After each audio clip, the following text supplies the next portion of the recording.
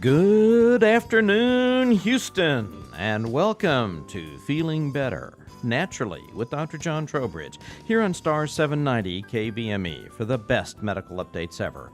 Are you fearful that better health seems out of your reach, regardless of how hard you try or whatever you do?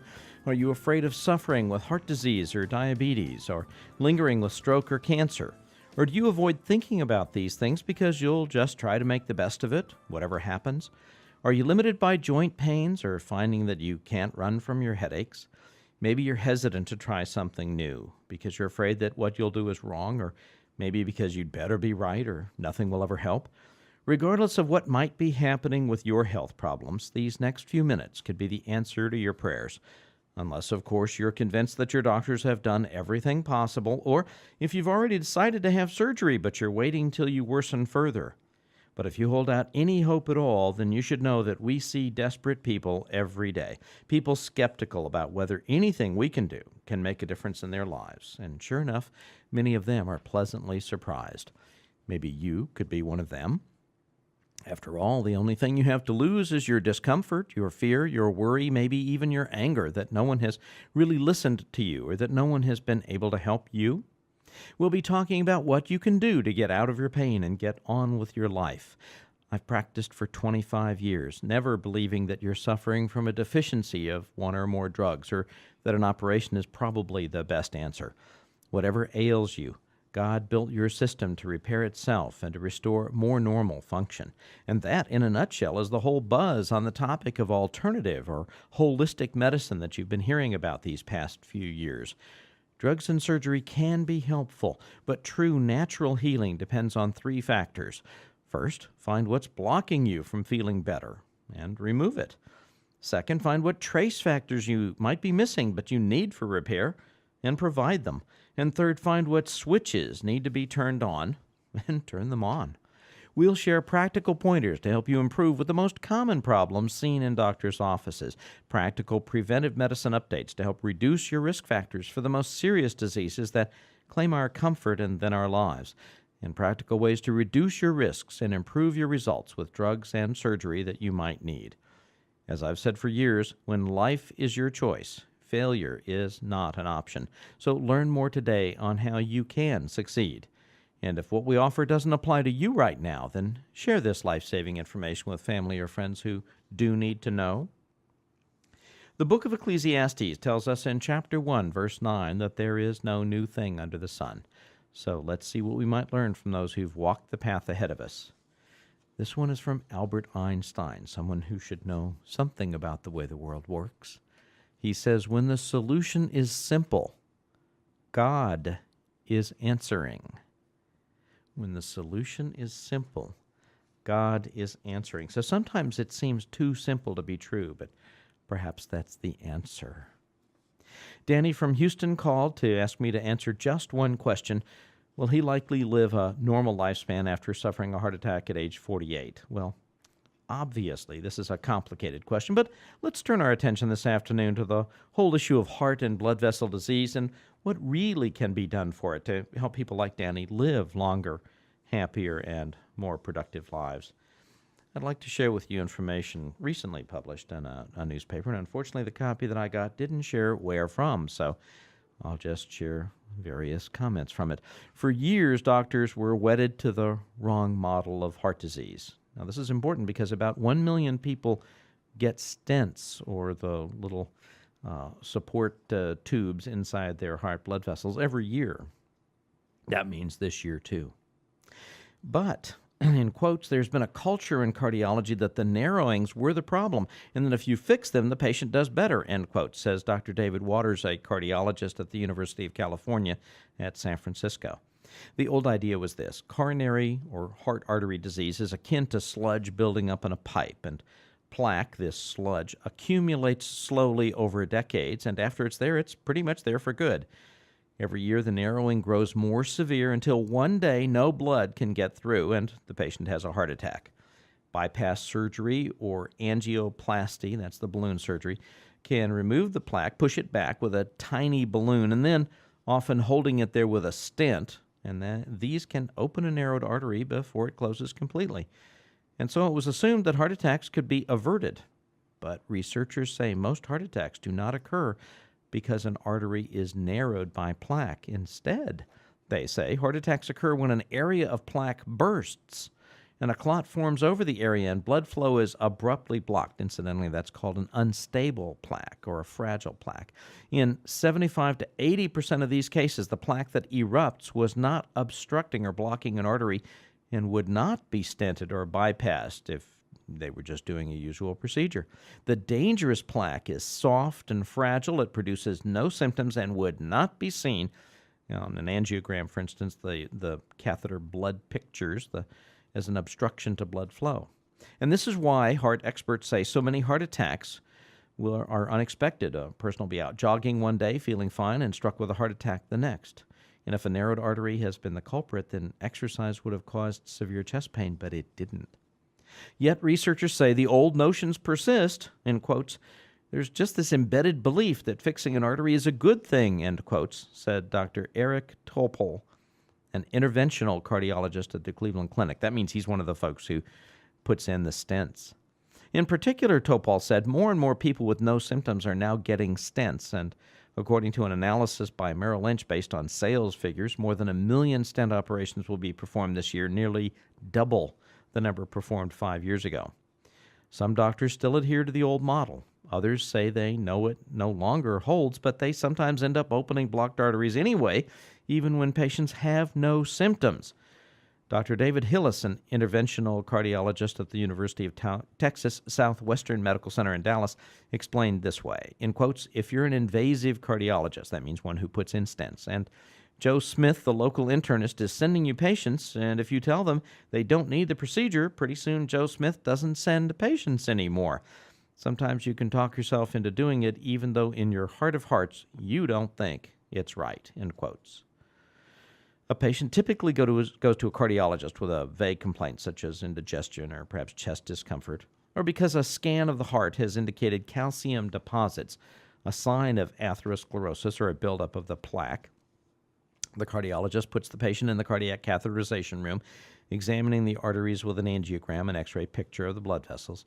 Because most people who are middle-aged and older have atherosclerosis, the arteriogram will more often than not show a narrowing, and inevitably the patient gets a stent. In quotes, it's this train where you can't get off at any station along the way, end quotes, Topol said.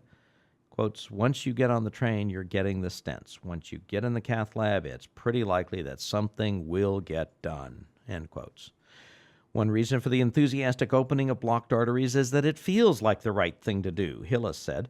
In quotes, I think it is ingrained in the American psyche that the worth of medical care is directly related to how aggressive it is, end quotes, he said. End quotes, Americans want a full court press, end quotes. Hillis said he tried to explain the evidence to patients to little avail. In quotes, you end up reaching a level of frustration, in quotes, he said. In quotes, I think they have talked to someone along the line who convinced them that this procedure will save their life. They're told if you don't have it done, you are, quote, a walking time bomb, end quotes. As long ago as 1986, Dr. Greg Brown of the University of Washington published a paper showing that heart attacks occurred in areas of these heart arteries where there was just too little plaque to be stented or bypassed, but many cardiologists dismissed his reports. So when we hear this kind of story, you have to wonder, okay, so what's next? What is the right move? And the right move is to find the right treatment, and of course the right treatment is going to be based on diagnosis, and the right diagnosis, therefore, will lead to the right treatment. And we're going to be joined shortly by one of my dear friends for the last couple of dozen years from New Orleans, Louisiana, a former professor, now professor emeritus at the Tulane University. This will be Dr. James P. Carter. He has not only an M.D., but also an M.S., a Master's in Science, and a doctorate in Public Health. He got his M.D. degree at Northwestern University in 1957 and continued graduate studies at Columbia University in New York, receiving his master's degree in parasitology, and went on to study nutrition at Columbia School of Public Health and Administrative Medicine, completing his second doctorate in 1966. He then taught medical students at Vanderbilt University and Meharry Medical College in Nashville, Tennessee. In 1976, he moved to Tulane University School of Public Health and Tropical Medicine in New Orleans, where he took the position of professor and head of the nutrition section. He served as clinical professor of pediatrics at Tulane and is now professor emeritus, and he served as a consultant to the United States Agency for International Development and as a consultant to the World Health Organization in Nutrition. He's authored a controversial book entitled Racketeering in Medicine, The Suppression of Alternatives, published by Hampton Roads in 1992, and he is presently medical director of Complementary Medical Services, a private clinic in Mandeville, Louisiana, and also in Metairie. And we'll be right back to join Dr. Carter with us this afternoon. First, it's about 10 past the hour, and you're listening to Feeling Better Naturally with Dr. John Trowbridge on Star 790 KBME, the best medical updates ever. Your extended health forecast is brought to you now by Life Celebrating Health in Humble, near Bush Intercontinental Airport. Our crystal ball shows clear to partly cloudy, and the winds of change blowing. Are you acting more like an ostrich, burying your head in the sand because you don't feel able to deal with your health problems? Then your tail feathers will be getting wet when partly cloudy skies change to rain. Perhaps you're clucking around, kind of happy that a new medication has you feeling better, but not realizing that those fancy patches and Band-Aids might not be the best for you. If you're not changing anything and simply hoping for the best because you've been feeling pretty good, or maybe you're afraid or unsure, then cloudy to very stormy skies are on your horizon. Or just maybe you're ready to make changes to regain and maintain better health, then sunny skies are coming your way. At Life Celebrating Health, you can depend on us as partners in your health care, and we'll design personalized programs to help keep your days sunny. And we'll show you how to spend less and get more. Call for your free telephone consultation with one of our treatment assistants. No fee, no obligation. Just dial 1-800-FIX-PAIN. That's 1-800-FIX-PAIN. 1-800-FIX-PAIN. As to receive our free e-newsletter, just share with us your email address or send your questions to us through our internet website, www.healthchoicesnow.com. Because unlike the weather, you do have choices for better health. And we're joined this afternoon by my good friend, Dr. James Carter from New Orleans, Louisiana. Jim, what a pleasure to have you here this afternoon. Well, thank you for inviting me. You know, I have looked up to you for these many years. You have taught me so many things in my early practice, and to join you as a colleague has been a wonderful experience for me. Well, thank you. We wanted to talk this afternoon about chelation therapy because it's something near and dear to us. You've done research, reported research on chelation therapy for several years, and we've got some exciting things coming down the pike with the NIH, the National Institutes of Health. Yes. Tell me about your participation in that program. Well, it's a program that's funded by the NIH, the Center for Complementary and Alternative Medicine, joined forces with the Heart, Lung, and Blood Institute, and they've given a $30 million grant to the Miami Heart Institute and also to Duke University to do a nationwide clinical trial of chelation therapy. It's called TACT, T-A-C-T, Trial to Assess Chelation Therapy. This is a big venture, isn't it? It's a huge venture, and it's been a long time in coming because we've had chelation for, since the late 1950s, early 1960s.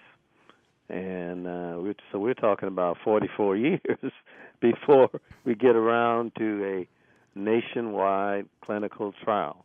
That's one of the things. This is nationwide. This is multi-center.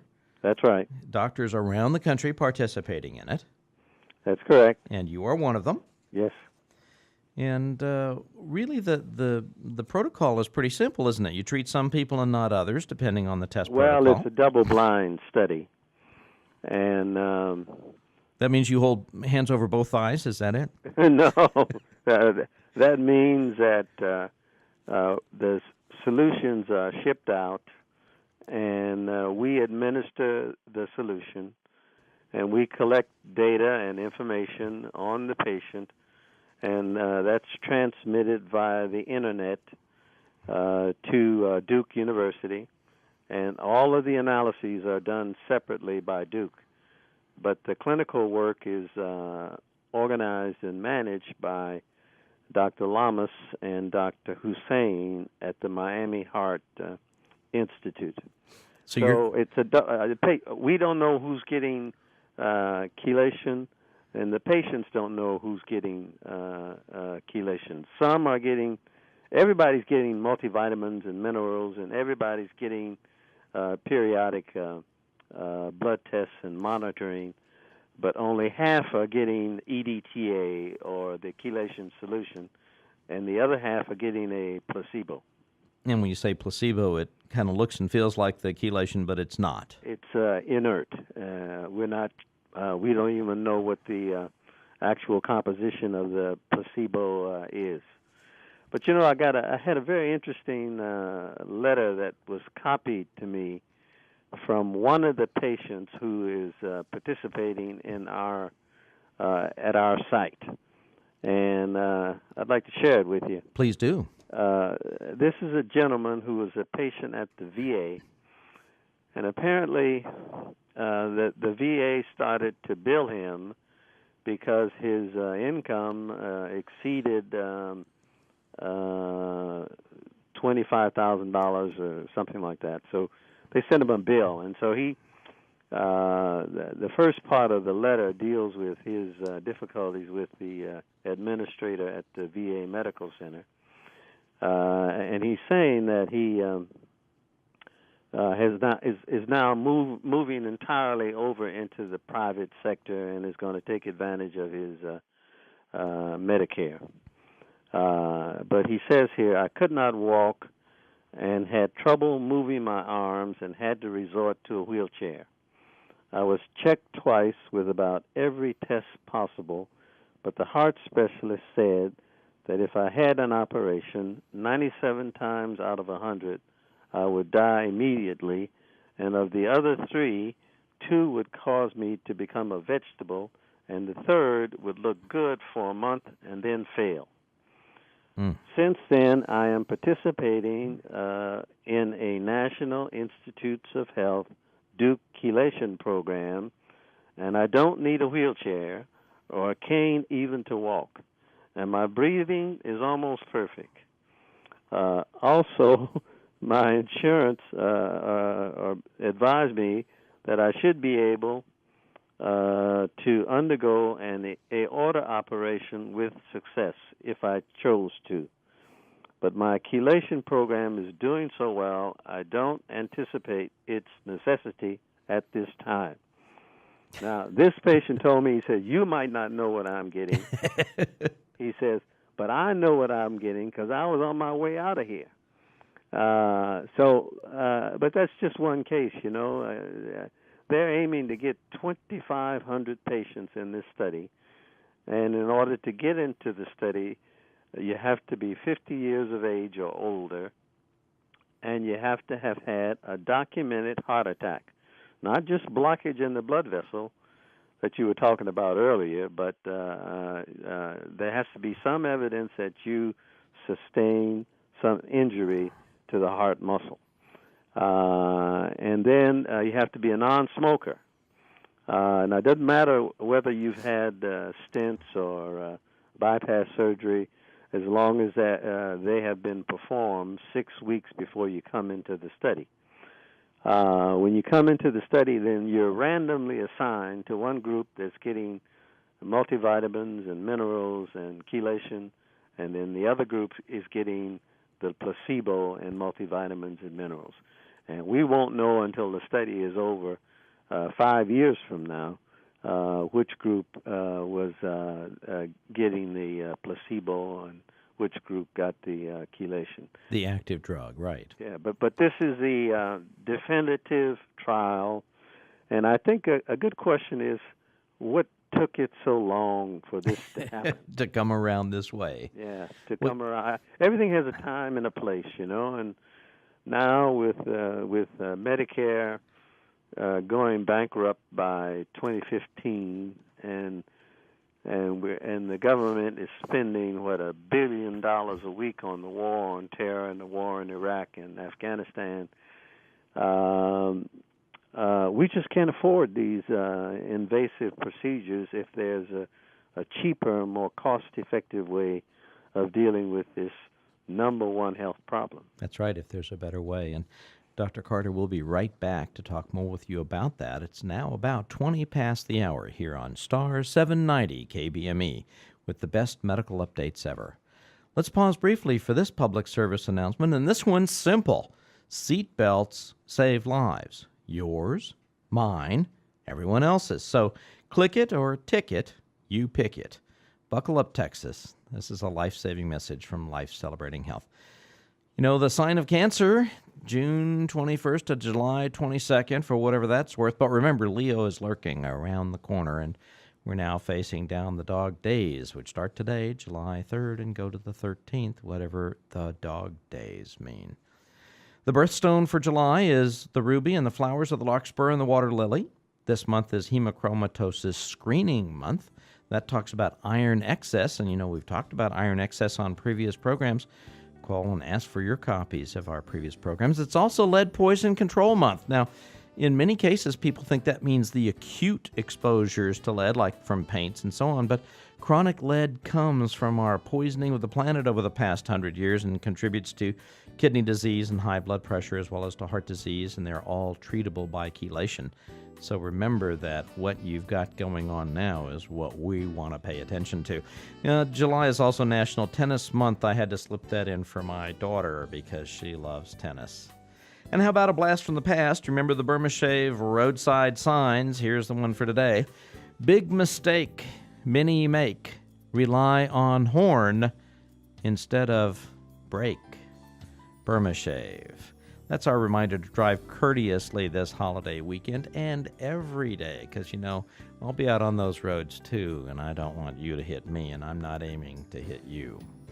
We're joined today by Dr. James Carter from New Orleans, Louisiana, professor from the Tulane University School of Medicine, a good friend of mine for many years and one who has researched nutrition and chelation therapy and many alternative approaches over the years and is now involved in a very exciting trial to assess chelation therapy for heart disease and really seriously looking, this is a big study looking at whether or not this is going to become a treatment for the mainstream for the future, isn't it? That's correct, and I think it's taken so long. Oh, you know, if you look at the Atkins diet, it took 30 years. Yes, can you believe it? You know, doctors are very resistant to thinking out of the box, you know, or making, they call that making a paradigm shift, thinking in a different way. Well, you're always down on what you're not up on, you know. The other thing are the vested economic interests, you know. 30 chelation treatments would cost about $4,000, at least in the trial. Right. And one bypass operation costs $65,000. Or more. I've had a patient recently who spent $125,000. Is that right? So it's not... You know, they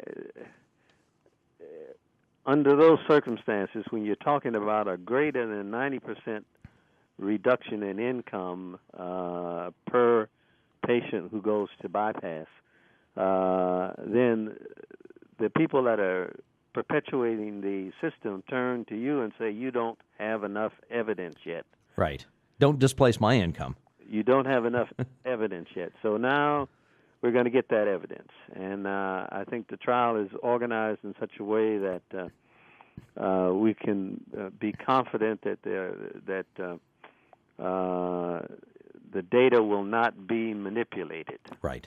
Now they may come up at the end of the trial and say, come up and say, well, we need another study. You know.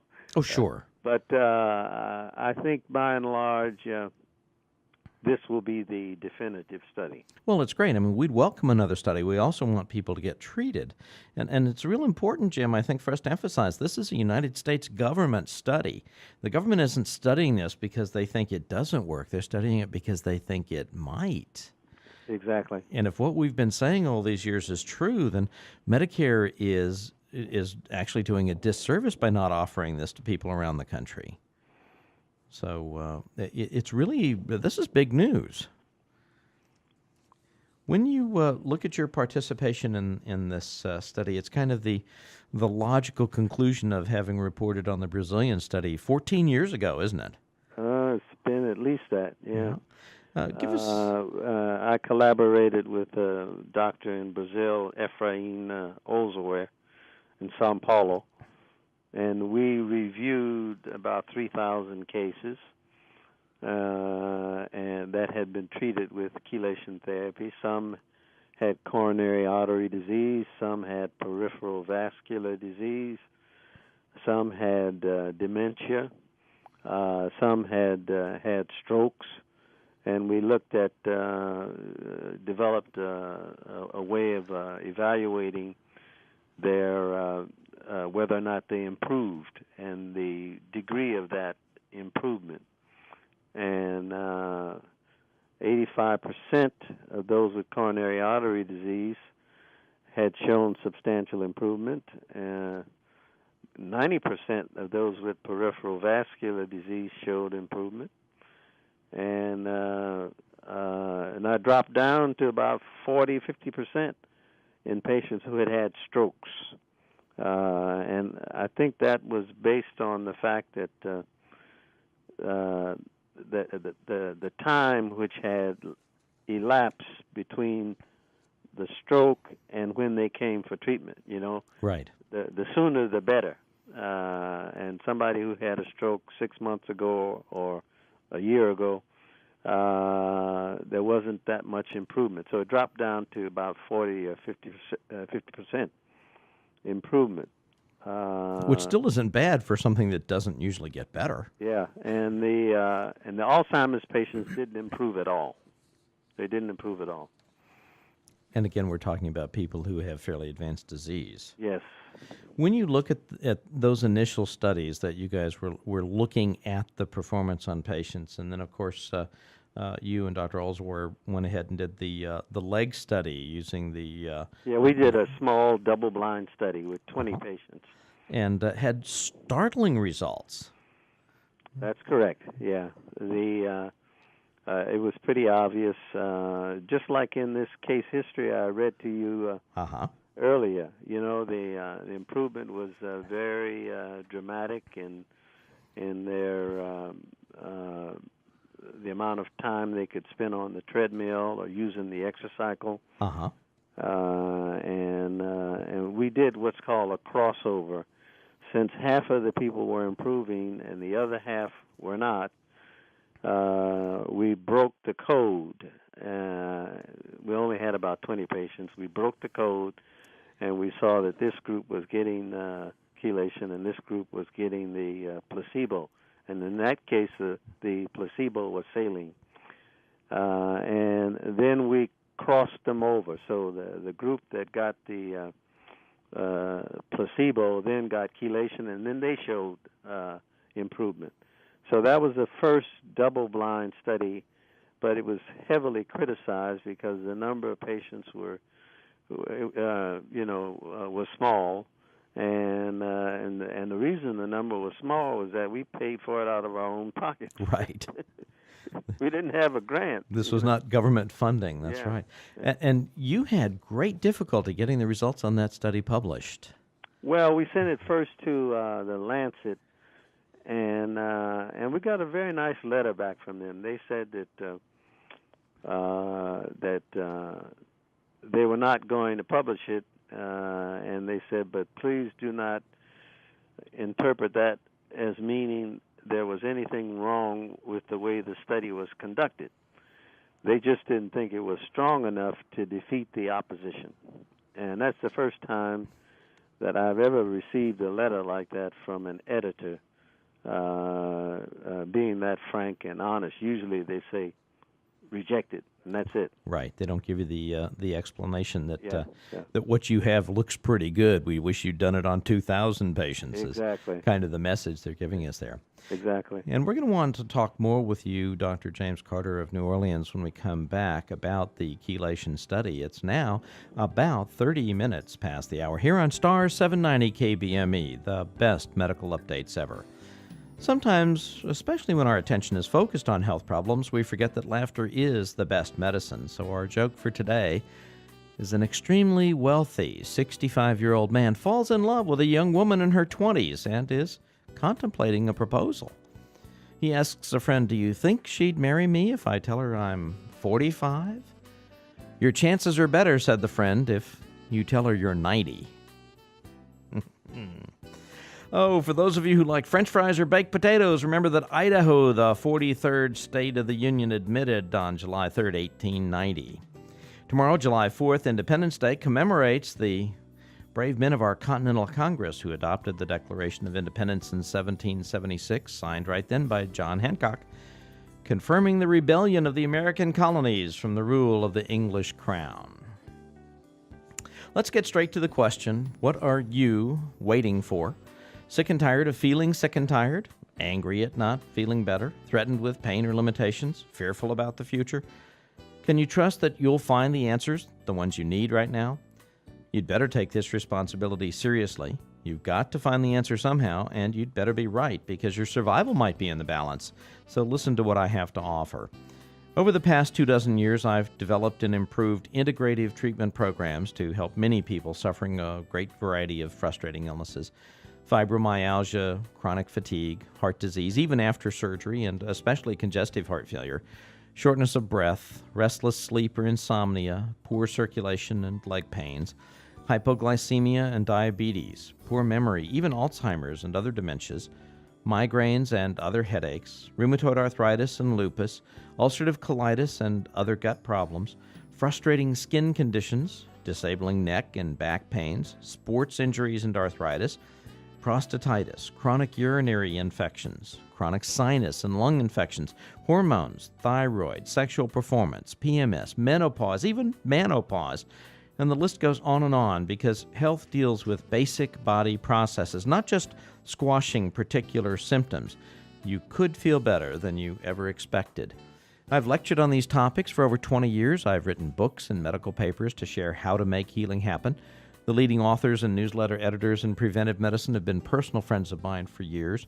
In my 25 years of practice, I found that very few people know that simple, effective, and cost-conscious solutions are available to help with their problems, starting now. And few people realize that several of the problems for which they're seeing different specialists are often related to the same basic cause. Correcting what is causing one problem might improve several other problems that frustrate, worry, or anger you. Make your healthcare investment pay even bigger dividends in your future. Get details on our exclusive and unique cashable voucher program that can return to you cash dollars for your future expenses. We're here to save your health and save your wallet as well. And that's what this show is all about. And that's what we're all about at Life Celebrating Health in Humble. Call for a free consultation with one of our treatment assistants. No fee, no obligation. Just dial 1-800-FIX-PAIN. That's 1-800-FIX-PAIN. You're listening to Feeling Better, Naturally, with Dr. John Trowbridge. Invite your family and friends to tune in and join us here on Star 790 KBME for the best medical updates ever. Saturday afternoons from 1 till 2. And this afternoon, we're talking with my good friend, Dr. James Carter of New Orleans, Louisiana, professor emeritus now from the Tulane University School of Medicine, and someone who's taught me a great deal about what we do and our kind of medicine.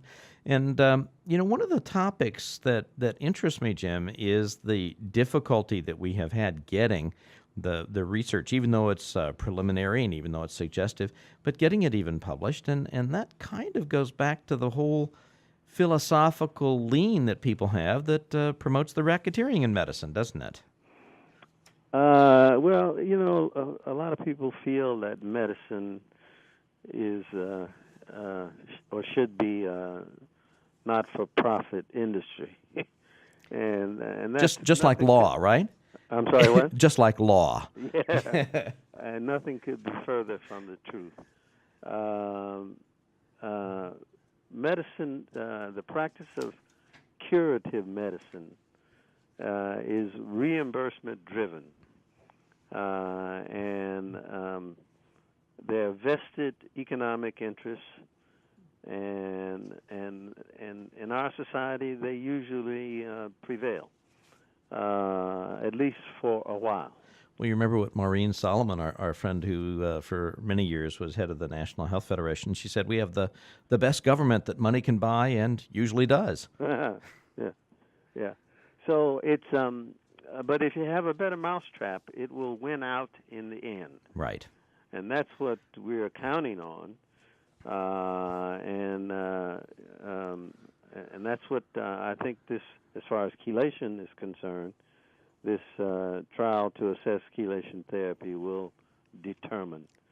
Now, but the same applies to a number of other successful therapies which are not paid for by insurance or by Medicare.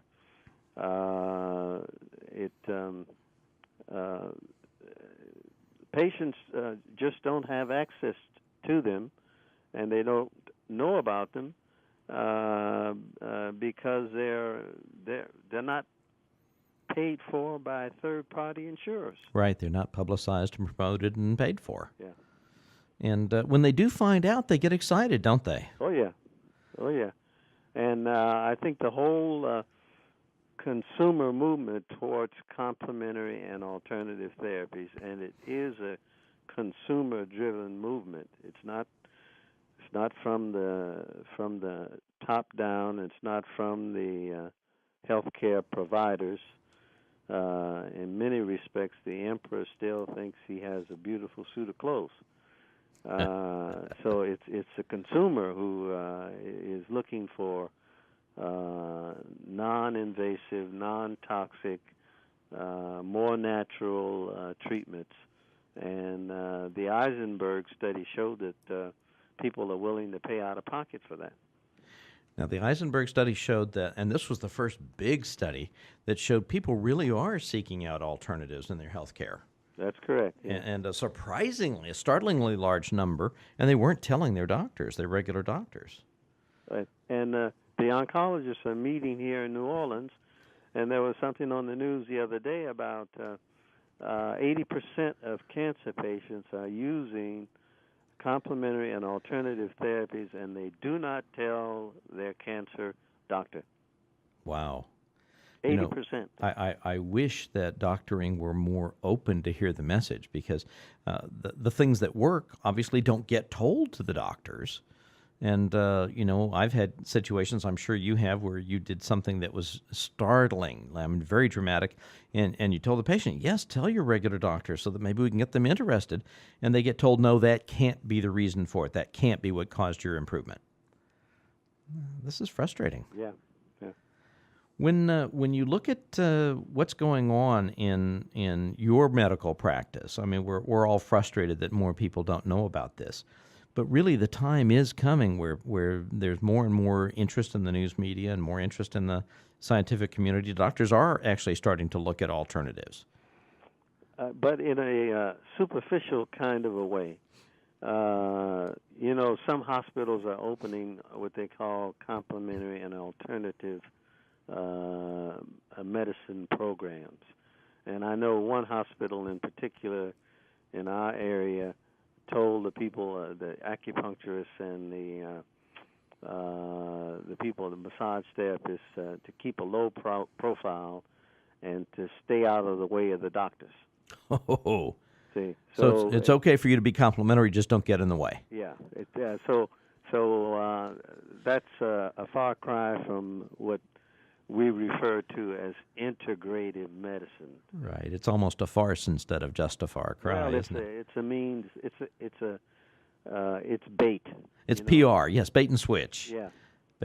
When you said that hospitals were starting these complementary programs, and I thought, wait a minute, what's wrong with that picture? That's the end of the road, the hospitals. That's not the preliminary where you start doing preventive medicine. And then the medical schools are now offering courses in complementary and alternative medicine, but it's kind of a potpourri, where they just give you a little smattering so you know what's out there, so you can advise patients not to take advantage of these therapies. Yes, I've had the very sophisticated doctors have told my patients, well, that I've looked at that and that might be helpful for some people, but in your case, that's not going to help you. Mm-hmm. And I wonder, where do they draw that conclusion? We're talking this afternoon with Dr. James Carter from New Orleans, Louisiana. It's now about 40 past the hour here on Star 790 KBME, the best medical updates ever. We sometimes forget that spiritual centering is an important part of healing, getting better and staying healthier. Today's verse is from Proverbs chapter 15, verse 24.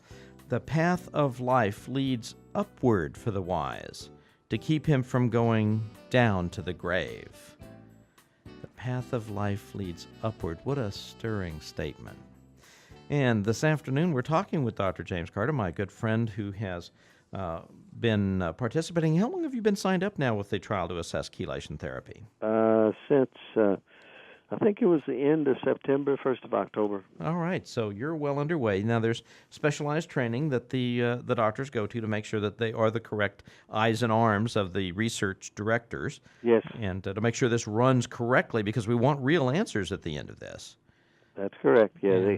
There's a meeting that's held for each group of doctors and clinics that are participating. It's held in Miami. Uh-huh. And the people from Duke come down and explain they come down to your site, actually, after you enroll a couple of patients and go over the transfer of data and information via the internet. And so it's it's very well organized. And when you and I talk and emphasize the data and the controls and such, people sometimes don't understand.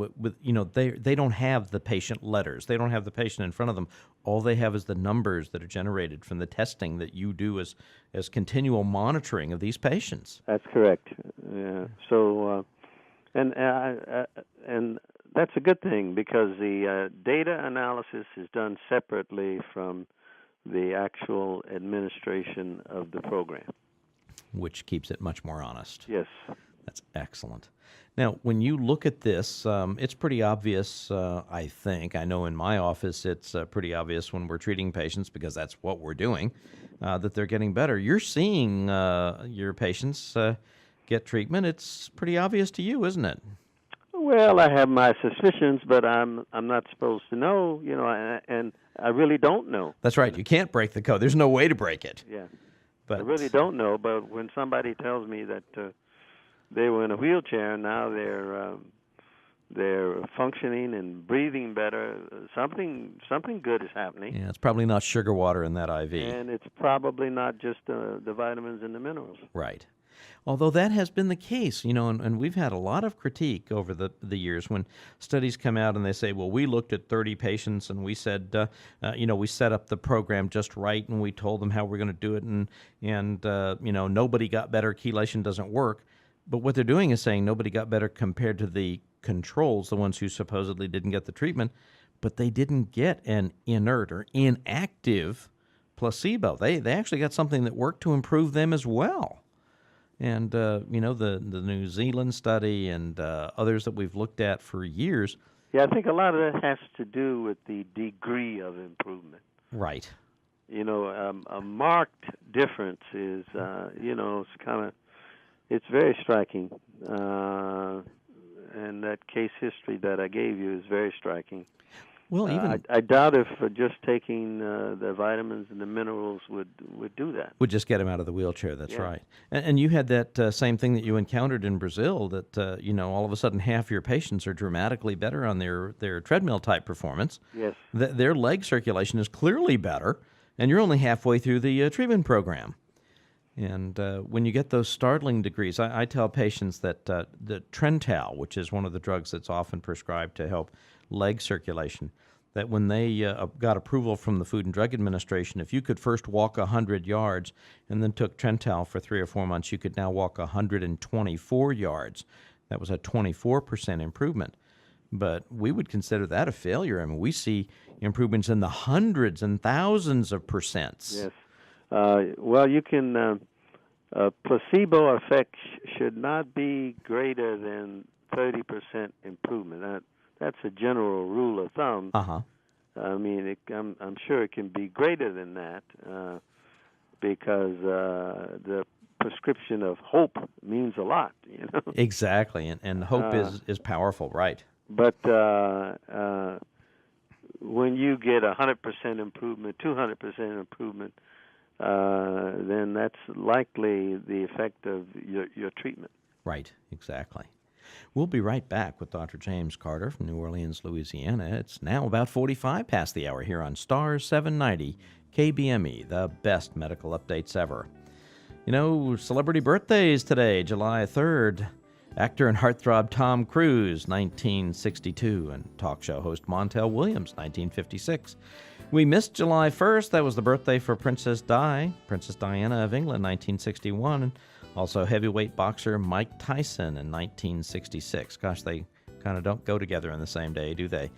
July 4th, coming up, Satchmo, the great Louis Armstrong. He claimed to be born on July 4th, 1900, but church records that were found in the mid-1980s indicate that he was actually born on August 4th, 1901, so we'll put that one off for a month. July 4th, Calvin Coolidge, 30th President of the United States, 1872. American novelist Nathaniel Hawthorne, 1804. There'll be some people who say, oh, I remember that book. I just couldn't get through that in English. And, of course, songwriter Stephen Foster, 1826. And you go, yeah, so? But he gave us Oh, Susanna and Camptown Races and Beautiful Dreamer. How about advice columnist Ann Landers, 1918, born the same time with her twin sister, also advice columnist Abigail Van Buren. Also on July 4th, actress Gina Lollobrigida, talk show host Geraldo Rivera, New York Yankees owner George Steinbrenner, and Tony Award-winning playwright Neil Simon.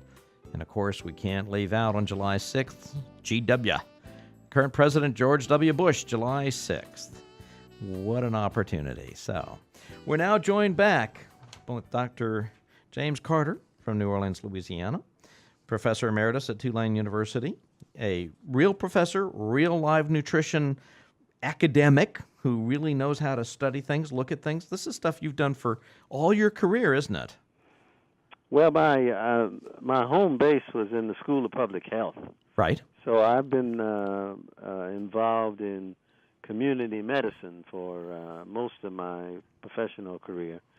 Although I've had appointments in the medical schools at Tulane, and before that at Vanderbilt, and also at Meharry, but I like to think that I'm really interested in not just in disease in a particular individual, but disease in the community. Right. The big picture. Yes. Yes. And that's what you've really spent your life doing. If people who hear this show are in the New Orleans neighborhood, what's the office phone number they should use to call you? We have an office in Metairie, which is a suburb of New Orleans. Uh-huh. And that number is 504-779-6363. And then we have an office on the North Shore across the causeway in Mandeville, Louisiana. And that number is 985-626-1985. Takes a half an hour to go across that causeway. You know? It does, doesn't it?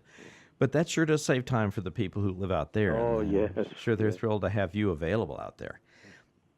Is there a number that people should call, because we know that our shows get around the country, to find out whether they might be a candidate for this NIH, the National Institutes of Health study? There's an 800 number, and I don't know it by heart. But they could call your office and get that, right? They could call the office, and we could refer them to the group in Miami, and they in turn would refer them to the closest site participating in the trial. Excellent. Yeah.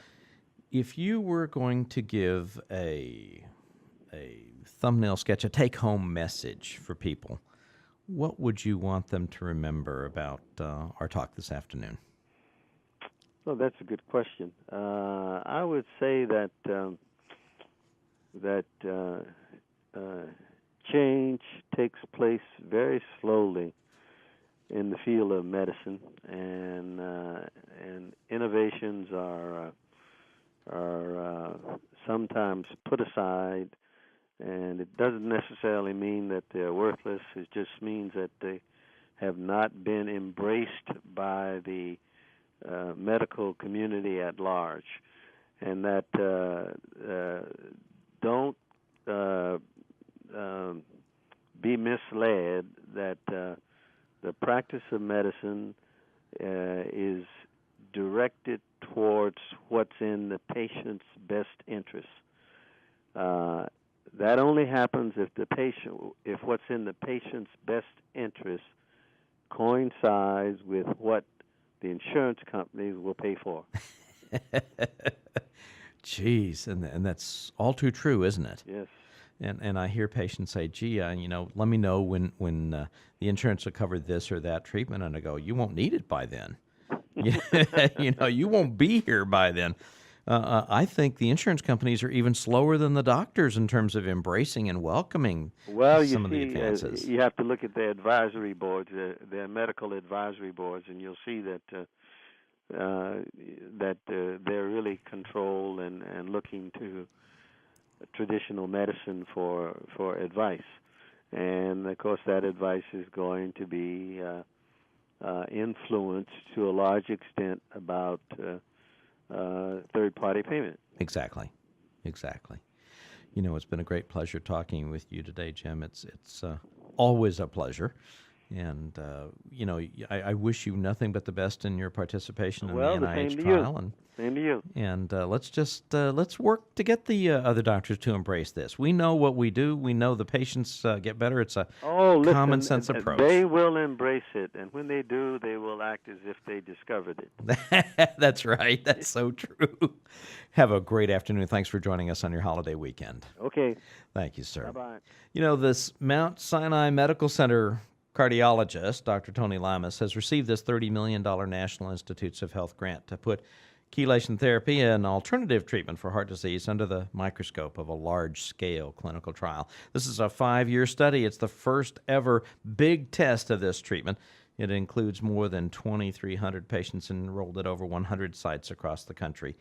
It'll be headed by Dr. Lamas, Director of Cardiovascular Research and Academic Affairs at the Mount Sinai Medical Center Miami Heart Institute in Miami Beach. And that's in Florida, of course. The study is funded by the National Institutes of Health National Center for Complementary and Alternative Medicine and the National Heart, Lung, and Blood Institute. Just so you know, we're talking the real doctors here. And this will assess the efficacy, the effectiveness of this therapy that's often scorned by traditional physicians. Dr. Lamas points out at one time he was in that group of scorning doctors, but after doing more research, he decided there was little scientific evidence backing the assumption that chelation therapy didn't work. The more he read, the more he wondered. Half of the participants in the study will receive 30 weekly and 10 bi-monthly, every other month infusions, that's an IV in the vein, of a standardized chelation solution. The other half, the control group, will receive placebo treatments, IVs that won't do the job with the treatment medication. And to enroll in the study, patients must have had a history of a heart attack, an actual real-life heart damage heart attack. They must be older than the age of 50. They must not have smoked for at least 3 months and never have tried chelation before. If you're interested in possibly participating in this, you can call Dr. Carter's number. It's 504-779-6363, or you can call our number, 1-800-FIX-PAIN, F-I-X-P-A-I-N, and either of us will get you to the correct office in order to get that information for you to find out about participating. The take-home message is pretty simple. Medical research studies are continuing to show the benefits of removing toxic metals by chelation therapy. There was a recent one by Dr. Nash and others published in the Journal of the AMA on March 26, 2003. They looked at blood lead, blood pressure, and high blood pressure hypertension in perimenopausal and postmenopausal women. That means older women. It says at levels well below the current U.S. Occupational Exposure Limit Guidelines, blood lead level is positively associated with increases in systolic and diastolic blood pressure among women aged 40 to 59. And it's most pronounced, the high blood pressure effect is most pronounced in postmenopausal women. And, women often say, well, I'm really feeling pretty good. I don't need this. My husband is the one who needs this treatment. But there's a real encouragement for continued efforts to reduce the lead levels in the general population, especially women, and that, of course, happens with chelation therapy. A study published by Lin and Lin Tan and others in the New England Journal of Medicine in the January 23rd issue, 2003, showed that environmental lead exposure correlates with age-related decreases in kidney function. They studied 64 patients with an elevated body lead burden. They were assigned randomly to the chelation and the control groups. The patients received lead chelation therapy. That's the EDTA treatment that we're talking about for the NIH study.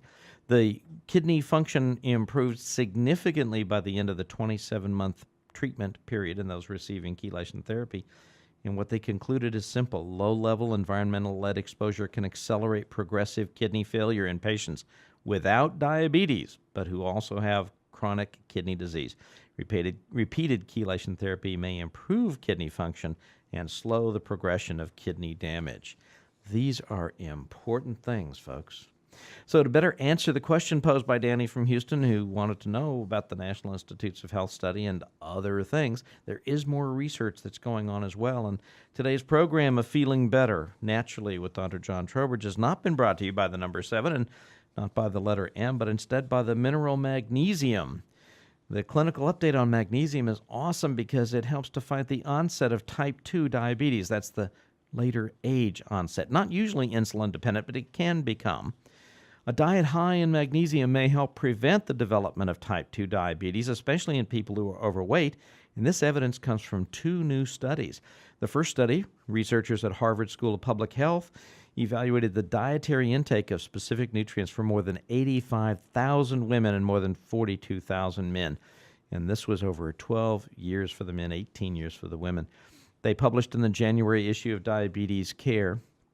Men and women whose diets included the largest amounts of magnesium were the least likely to develop type 2 diabetes. Those foods are in whole grains, nuts, green leafy vegetables. A second study of nearly 40,000 women, also by researchers at Harvard, found that overweight women who consumed large amounts of magnesium were 22% less likely to develop type 2 diabetes. So this mineral has also been associated with a reduced risk of heart artery disease. It also has been known to lower blood pressure. Now remember, diabetes is the 4th main cause of death in most developed countries and the leading cause of blindness and visual impairment. And the incidence of the disease has increased by 1/3 during the 1990s due to the prevalence of obesity and an aging population.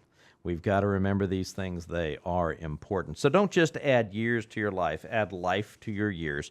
Next time we'll share other special treatment options, and today's show is dedicated to pioneering physicians such as Dr. James Carter, through whose tireless efforts the research continues to show better and safer ways to treat degenerative diseases. Our program and production engineer today is Mark Fisher. Our production assistants are Catherine Hill and Kathy Guyan. And thanks for joining me today. Have you learned practical pointers to help you regain and maintain better health? Maybe to help you guide your family or friends toward new solutions for their problems? Audio tape and CD copies of the show are available for your personal reference and to share with family and friends. Just call 1-800-FIX-PAIN for details. What health problems are bringing you down or limiting your comfort, threatening your future? Share your questions by email, info@healthchoicesnow.com, by fax, 281-540-4329, or by mail. Just call 1-800-FIX-PAIN for our address, or call to talk with one of our treatment assistants. Let us know what special information we might send to you.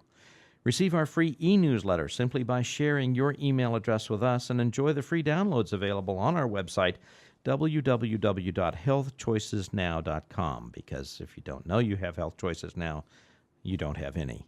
Feel free to come by to see what's so special and visit with patients who are feeling better right now because they're anxious to share their successes with you in person. We're next to Northeast Medical Center Hospital near Bush Intercontinental Airport. Call 1-800-FIX-PAIN for directions or a map. We'd love to show you where better health happens. Remember, if your money, your time, your effort, your comfort, even your life is at stake, then get the very best answers and the very best treatment that you can find. Rely on experts who can make sense out of your problems, who have the experience to produce results for you, because when life is your choice, failure is not an option. Our message is one of hope for a healthier future, and we aim to produce these results for you. Invite your family and friends to join me next week, Saturday afternoon from 1 till 2 on Star 790 KBME for the best medical updates ever, exclusively on Feeling Better Naturally with Dr. John Trowbridge. Have a great day and a wonderful week.